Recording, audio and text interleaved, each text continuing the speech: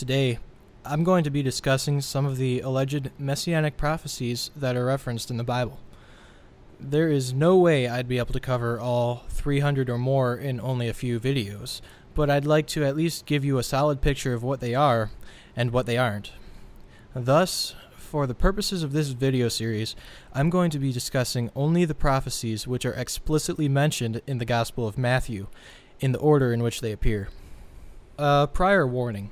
Through our studies, we will come to find something extremely interesting about the author of Matthew that could be somewhat troubling to Christians. I urge you not to take my word for anything I say. Look up everything for yourselves. Translations are mainly taken from the New International Version of the Bible, although I sometimes use a Jewish translation if I feel that the NIV is not true to the original context. I will specify the few times that I do. With that said, let's begin. Matthew starts off in chapter 1 by describing Mary the Virgin becoming pregnant with Jesus. Matthew chapter 1, verses 22 through 23 say the following. All this took place to fulfill what the Lord had said through the prophet, "The virgin will be with child and will give birth to a son, and they will call him Emmanuel," which means God with us. The passage Matthew is referring to is Isaiah chapter 7, verse 14. So the obvious thing to do is turn to Isaiah 7:14 and read the original prophecy. The passage reads, "Therefore the Lord himself will give you a sign. The virgin will be with child and will give birth to a son and will call him Emmanuel." At this point, I'd like to point out a translation issue with what we're currently seeing. If you've heard this a million times, just bear with me. The original word that got translated to virgin is, in the original Hebrew, the word Alma. The problem is that Alma does not literally mean virgin, but rather it means young woman. This is what the passage looks like in a normal Jewish Bible. "Therefore the Lord of his own shall give you a sign. Behold, the young woman is with child, and she shall bear a son, and she shall call his name Emmanuel." Granted, an Alma can be a virgin, so let's just keep both possibilities in mind as we continue. Now, we need to look at the context of passage 14 with the rest of the chapter. Apologies in advance if I butcher names. Rezin, the king of Syria, and Pekah, the son of the king of Israel, went to war against the land of Judah. The war caused oppression amongst the people. Ahaz, the king of Judah, and his people were frightened and concerned. God tells Isaiah to meet Ahaz to tell him not to be afraid because the two armies will not prevail against him. God then asks Isaiah to tell Ahaz to ask for a sign from God to confirm that this is true. Ahaz refuses, saying he won't test God. God decides to give a sign anyway. This is when he says that the sign will be that the young woman who is pregnant will give birth to a son, and they are to name him Emmanuel, which means God is with us. The next two verses, Isaiah 7:15 through 16, read, "He will eat curds and honey when he knows enough to reject the wrong and choose the right. But before the boy knows enough to reject the wrong and choose the right, the land of the two kings you dread will be laid waste." Now, what does this mean? Remember, the people of Judah were oppressed from the attack of two armies. Thus, food was scarce, but honey was valued highly, so highly in fact that the promised land is described as the land flowing with milk and honey in Exodus 33:3. In other words, honey was a sign of prosperity, as were curds, which is a milk product. So, what does this have to do with anything? By God saying that the boy will eat curds and honey, he is suggesting that Judah will prosper in the future, meaning it will emerge victorious from the wars. Thus, before the boy knows enough to reject the wrong and choose the right, in other words, while he is still a child, the land of the two kings you dread will be laid waste. 2 Kings 16:9 and 15:30 tell of these kings' downfalls. So now it makes sense. Emmanuel refers to a child that would be born in the very near future as a sign from God to Ahaz that the two armies will not prevail. Thus, God explains that by the time the child is old enough to know right from wrong, the two attackers will have been defeated, hence the child's enjoyment of delicacies signifying the end of oppression. It is obvious in this light that, while this is a prophecy, it is a short-term one. It has nothing to do with Jesus, who wouldn't be born for another 700 years or so, and thus would be of no concern to Ahaz. Furthermore, verses 15 and 16 are rendered useless if we try and fit Jesus in, and it dismantles the story.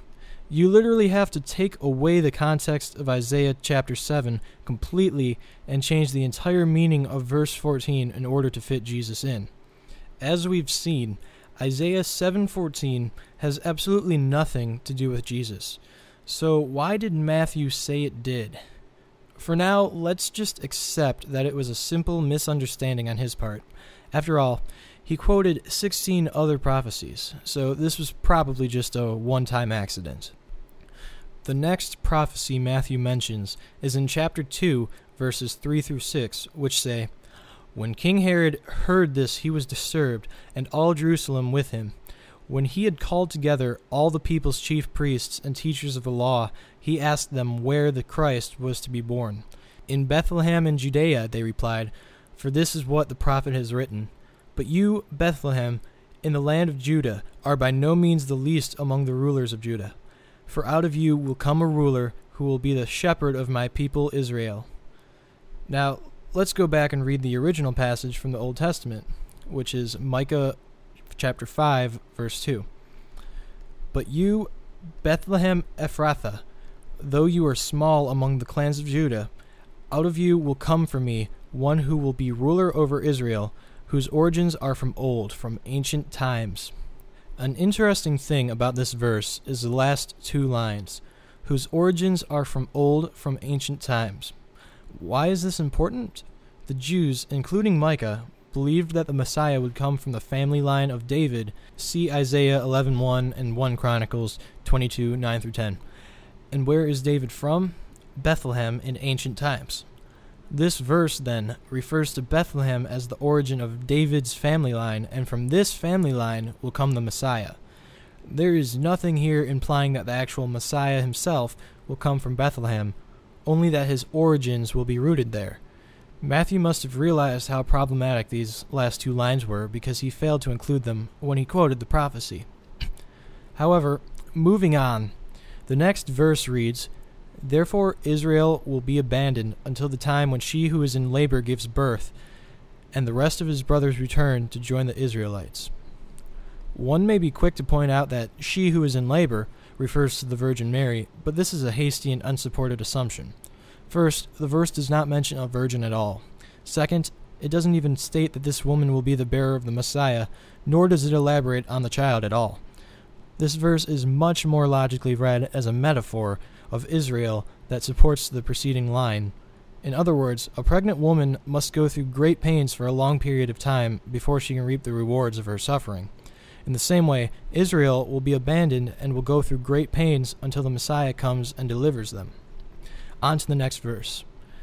"He will stand and shepherd his flock in the strength of the Lord, in the majesty of the name of the Lord his God, and they will live securely, for then his greatness will reach to the ends of the earth."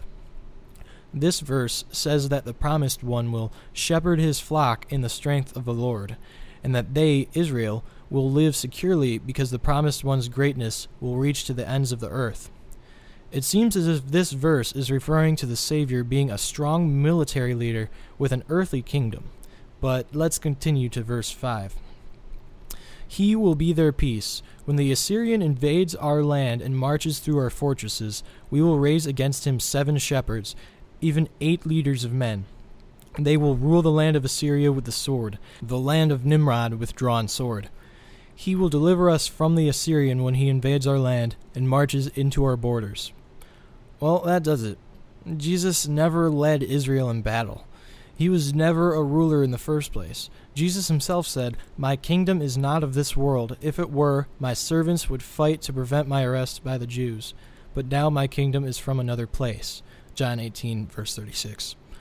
Some may counter that Micah refers to the events in the second coming.